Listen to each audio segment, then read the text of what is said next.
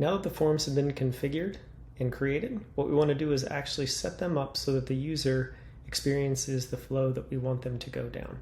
Now what we're going to do is go back to the button where we submit a ticket, and the submit a new request form should already be there. Now what we want to do is go to the action block that's created automatically where it says when form answered.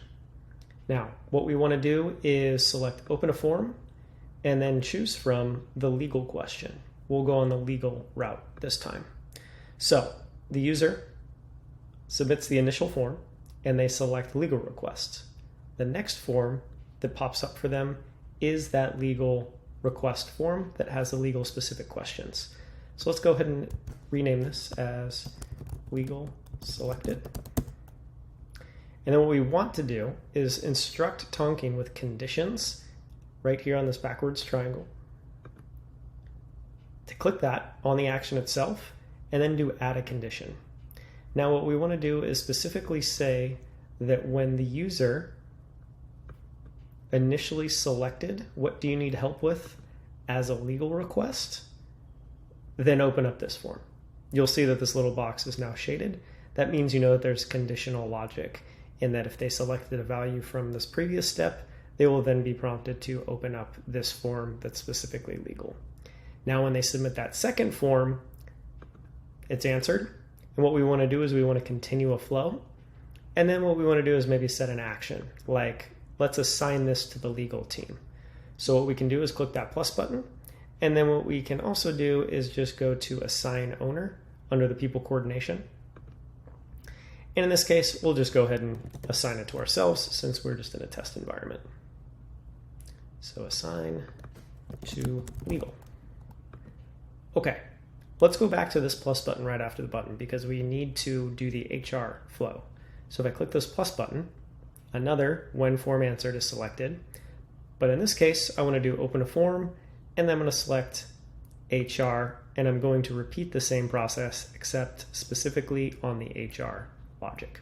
So again, I click the conditions box, add a condition, select the field of what do you need help with, and if it was equal to HR request, then I go down this flow. So let's go ahead and rename this so it visually makes sense. HR selected.